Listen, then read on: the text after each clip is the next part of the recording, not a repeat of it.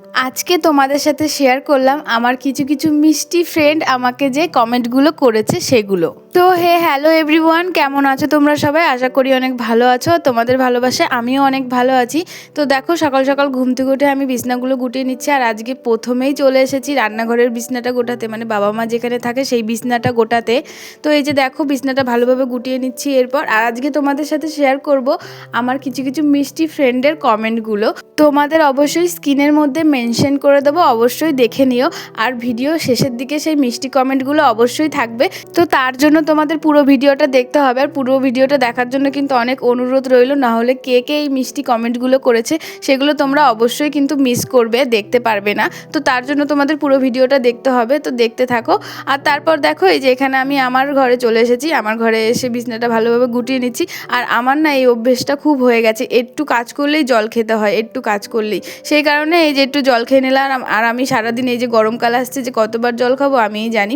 আর আমার ঘরের বিছনাটা কিচ্ছু সরালাম না, সেই কারণে একটু গুটিয়ে গাটিয়ে রয়েছে, কিন্তু ওইভাবেই রেখে দিলাম। আমার আর আজকে আর ভাল লাগছে না। এরপর আবার দাদুর ঘরে যেতে হবে। দাদুর ঘরে তো অনেক জিনিসপত্র রয়েছে, সব গুছাতে হবে, গুছিয়ে তারপর ভাঁজ করে আবার আলাদা করে রাখতে হবে। সেই কারণে আমি বলছি থাক, ওই ঘরে গিয়ে একবারে ভালো করে গোটাবো। এই ঘরেটা থাক, আমার ঘরে তো এমনিতেও সারাদিন শুয়ে বসে থাকি, এলোমেলোই হয়ে যায়, কতই বা গুটিয়ে রেখে দেবো। তো সেই কারণে এই ঘরটা অত করলাম না, বলছি তাহলে দাদুর ঘরটা গিয়ে ভালোভাবে গুছাই। এখনও ঠাকুর ঘর রয়েছে, দাদুর ঘর রয়েছে, সবই গোছাতে হবে। তারপরে এই জামাটা দেখি দুদিন ধরে এখানে ঝুলে রয়েছে, ভাঁজ করি না বলে ভাঁজ করাও হচ্ছে না। সেই কারণে জামাটাও সুন্দর করে একটু ভাঁজ করে রেখে দিলাম। আর এই যে দেখো দাদুর ঘরের অবস্থা কি। আর মা গতকাল এই ঘরের বিছনার চাদর, বালিশের কাভার সব কেচে দিয়েছে, সেই কারণে বিছনার চাদরটাও পাতা নেই, সেটাই আমি এখন পাতবো আর সুন্দর করে গুছিয়ে রাখবো। তো এই যে দেখো এখানে সব কিছু আমি একে একে নামিয়ে নিচ্ছি। আর এর মধ্যেও কিছু জিনিস আমি আজকে সব আলাদা করে রেখে দেবো, না হলে এই গরম পড়ে গেছে, কেউ তার লেপ কাঁথা গায়ে দেবে না। সেই কারণে ওগুলো কিছু কিছু জিনিস আমি আলাদা করে রেখে দেবো, সেগুলো আর আমি এখন আর এই খাটের মধ্যে রাখবো না। ঠাকুর ঘরের খাটের মধ্যে এক কোনায় সব কিছু রেখে দেবো ট্যাবা করে। মা আস্তে আস্তে ধুয়ে নেবে, ধুয়ে তুলে ফেলবে, ওগুলো মা বলেছে। তো সেই কারণে এই যে এগুলো আমি এখন ভালোভাবে সব গুছিয়ে নিচ্ছি। আর এই বেড কাভারটা পেতে দিচ্ছি। আর ঘরের মধ্যে বেড কাভার না পাতা থাকলে কেমন লাগে, লোকজন থাকুক বা না থাকুক। যেমন দেখো আমাদের ঠাকুর ঘরে কিন্তু কেউ থাকে না, তাও সবসময় বেড কাভার পেতে রেখে দিই, সুন্দর করে গুছিয়ে গাছিয়ে রেখে দিই। আর এই ঘরে তো ঠাম্মা থাকে, দাদু থাকে। দাদু তো তাও ওপরে ঘুমায় না, দাদু নিচে ঘুমায়। দাদু দিনের বেলাটাও ওপরে ঘুমায়, রাতের বেলা নিচে ঘুমায়। কারণ দাদু মানে এক এক টাইমে খুব তাড়াতাড়ি বাথরুম যেতে হয়, তো নামতে পারবে না। দাদু যেহেতু অসুস্থ, সেই কারণে দাদু 1 বছর ধরে এই নিচেই ঘুমাচ্ছে। দাদু 1 বছর ধরে ওপরে ঘুমায় না, রাতের বেলা এই নিচেই ঘুমায়, সেই কারণে একটু অসুবিধা হয়। আর এই যে এখানে এখন ভালো করে সব কিছু খুলে নিচ্ছি। আর এটা হচ্ছে দাদুর সেই লেপটা, যেই লেপটা আমি সুন্দর করে ভাঁজ করে চারদিকে মুড়ো মেরে দিয়েছিলাম। তো সেটা আমি ভালো করে কেচি দিয়ে খুলে নিলাম, কেননা এইটা পুরো শক্ত হয়েছিল আর এত সুন্দরভাবে এঁটেছিল বলার বাইরে। তারপরেও লেপটা আমি এখানে রেখে দিলাম, ভাবছিলাম যে কেন রাখলাম। মা এসে বলছিল যে এটা না রেখে একবার একটু রোদে দিয়ে দিতে। আর এখানে দাদুকে যেই কাঁথাটা পেতে দিই আমরা, সেটাও এখানে রেখে দিলাম। আর যেই বাকি জিনিসগুলো ছিল সেগুলো সব এই যে ঠাকুর ঘরে নিয়ে আসবো। আর তার আগে দেখি মায়ের ঘরেরও দুটো ব্ল্যাঙ্কেট ঠাকুর ঘরে এনে রেখে দিয়েছে।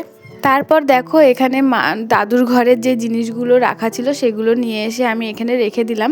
আর এই যে দেখো আমি পাহাড় তৈরি করছি এখন একে একে সব কিছু। আর শীতকালে যে এত লেপ কাঁথা ব্যবহার করা হয়, আজকে এই ভিডিওটা না করলে হয়তো বুঝতেই পারতাম না।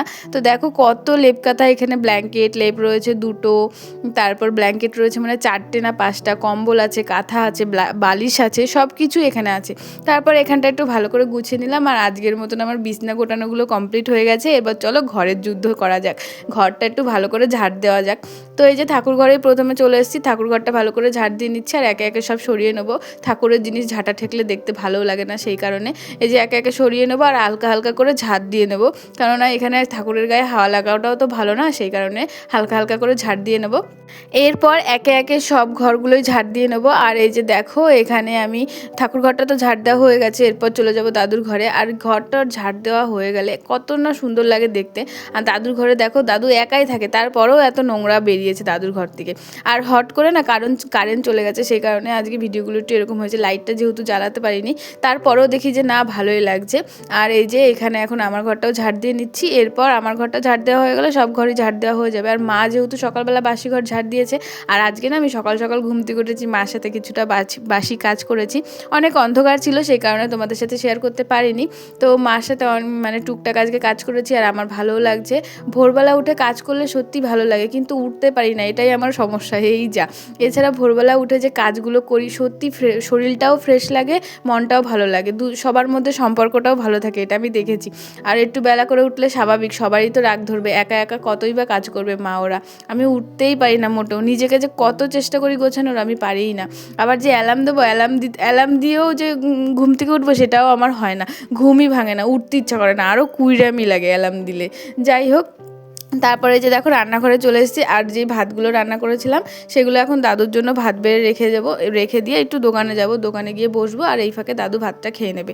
তো এই যে দেখো এখানে আমি দাদুর জন্য ভালো করে ভাতটা বেড়ে দিচ্ছি, আলুও মেখে দেবো দাদুকে একটু। ভাতটা বাড়া হয়ে গেছে, এরপর ছোট ছোট আলু সেদ্ধ দিয়েছিলাম যেহেতু, তো সেই কারণে ছোট ছোট আলুগুলো ভালো করে মাখিয়ে এই যে এখন সব গুটিয়ে গাটিয়ে রেখে দিচ্ছি, ভাত বেড়ে ঢাকা দিয়ে রেখে দিয়েছি আমি এক সাইডে, দাদু এসে খেয়ে নেবে। তারপর দেখো এখানে আমি দোকানে গেছিলাম, দোকান থেকে এসে দেখি দাদুর খাওয়া হয়ে গেছে, তো সব বাসন টাসন গুটিয়ে নিয়ে এসেছি, এরপরে এই বাসনগুলো সব মেজে নেবো। তো দেখো, আর তোমাদের সাথে চলো এই বাসন মাজতে মাজতে কিছু কমেন্ট শেয়ার করি। চলো এই দিদিভাই কি কমেন্ট করেছে পড়ে শোনাই। এই দিদিভাই কমেন্ট করেছে, দিদিভাই আজকে প্রথম তোমার ভিডিও দেখলাম, দেখে আমার খুব ভালো লেগেছে, লাইক দিয়ে সাবস্ক্রাইব করে বন্ধু হয়ে গেলাম। তো এই ছোট ছোট মিষ্টি কমেন্টগুলো দেখলে সত্যিই খুব ভালো লাগে, আর মাঝে মাঝেই তোমাদেরকে আজকে 3টে কমেন্ট শেয়ার করব, তো অবশ্যই দেখতে হবে তোমাদের পুরো ভিডিওটা। তো দেখো বাসন মাজতে মাজতে কমেন্টটা শেয়ার করলাম, আর এই দিদিভাইটা আমাকে সবসময় কমেন্ট করে, আর আমার খুব ভালো লাগে দিদিভাইগুলো এইভাবে কমেন্ট করে। অনেকজনে অনেক কিছু জানতে চায় যে তুমি কিভাবে ভিডিও এডিটিং করো, কিভাবে থাম্বনেল বানাও। তো এগুলো শুনে, এগুলো দেখে আমার সত্যি খুব ভালো লাগে। আমার এটাও ভালো লাগে যে নিশ্চয়ই আমার থাম্বনেল ভিডিওগুলো ওদের ভালো লাগে, সেই কারণে আমার কাছে জিজ্ঞাসা করে। তো এরকম ছোট ছোট আনন্দগুলোর মধ্যেই তো একটা সুন্দর মুহূর্ত থাকে, তো এই যা। তো দেখো এখানে তারপরে আমি বাসনগুলো উপর করে ধুয়ে দিচ্ছি, আর এরপর চলে যাব দোকানে।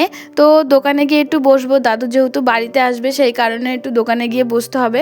আর ভাবছি কি একবারে দোকানটা না বন্ধ করেই চলে আসবো, যেইটুখানি টাইম বসবো নাহলে একবারে বন্ধ করে চলে আসবো।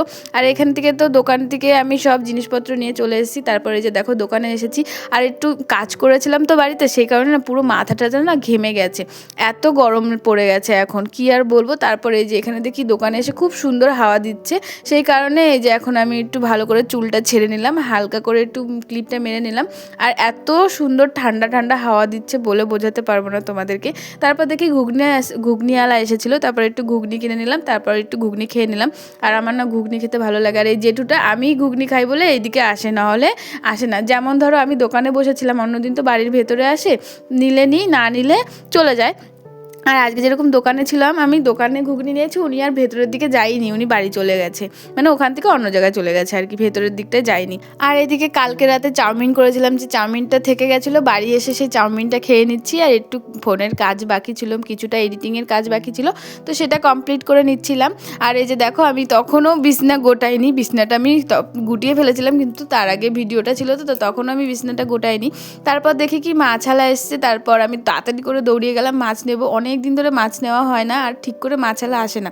আর আজকে এসছে চন্দনা মাছ, চন্দনা মাছটা খেতে আমার বেশ ভালো লাগে, সেই কারণে দৌড়িয়ে গেলাম চন্দনা মাছটা নিয়ে আসতে। আর এই কাকিটাকে বললাম একটু মাছ বেছে দিতে, তো এই কাকিটা আমাকে মাছ বেছে দিচ্ছিল। প্রথমে কাকিটা নিজের মাছ নিয়ে নিয়েছে, আর এই যে এখন এটা আমার মাছ বেছে দিচ্ছে, এটা আমিও নেব 500 মতন, কারণ আমাদের বাড়িতে বেশি লোক নেই সেই কারণে। আর এই যে উনি এখন মাছটা দিয়ে দিল, এরপর চলে যাবো একটু টাকা আনতে।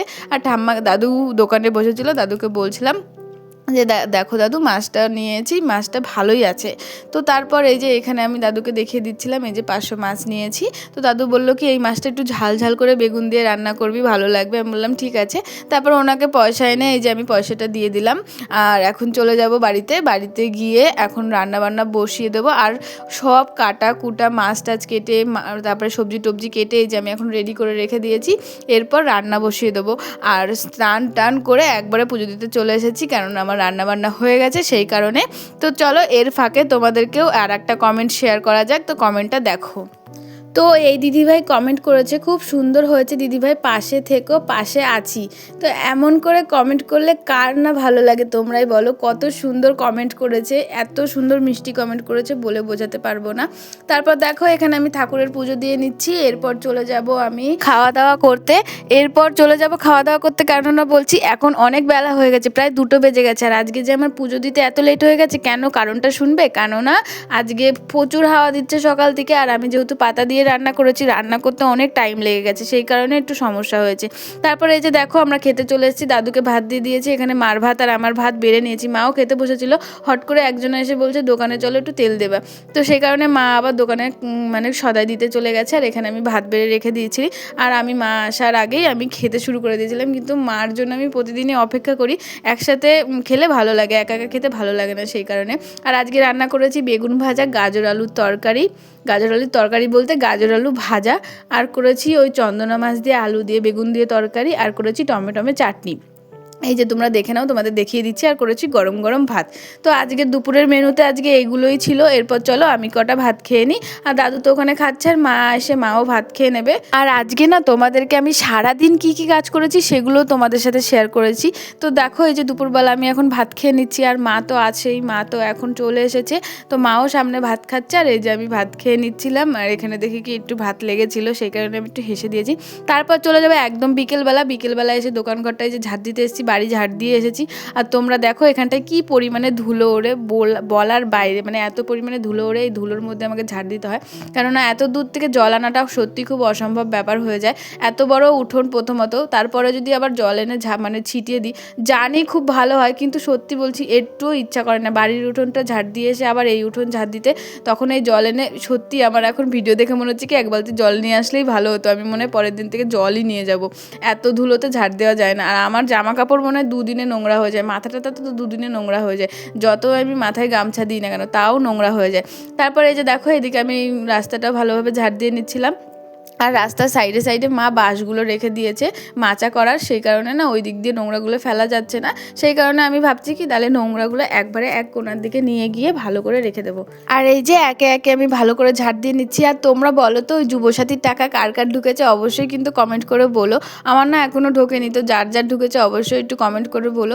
আর একে একে দেখি এখন সবারই এই যুবসাথীর টাকা ঢুকে পড়ছে, যেরকম ধরো আমার এখনও ঢোকেনি কিন্তু সবারই ঢুকে পড়ছে, দেখে মন খারাপ লাগছে, আবার নিজেকে সান্ত্বনাও দিচ্ছি যে না ঢুকে তো যাবেই একদিন, কেন এরকম মন খারাপ করছিস। তো আমার হাজব্যান্ডেরটাও এখনও ঢোকেনি, আমারটাও ঢোকেনি, আমারটা ঢুকুক বা না ঢুকুক থাকুক, যেন আমার হাজব্যান্ডেরটা অবশ্যই ঢোকে, কেননা আমি এত কষ্ট করে গিয়ে ওটা জমা দিয়ে এসেছি ছেলেদের মাঝখানে দাঁড়িয়ে, কি আর বলবো, কিছুই বলার নেই।